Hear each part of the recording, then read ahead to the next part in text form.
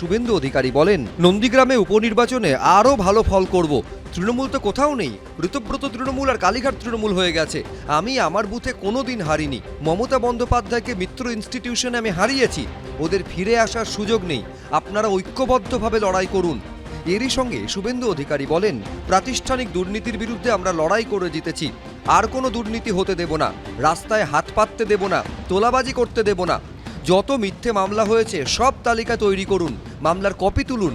কোনো বিজেপি কর্মী যেন মিথ্যে মামলায় না ভোগেন।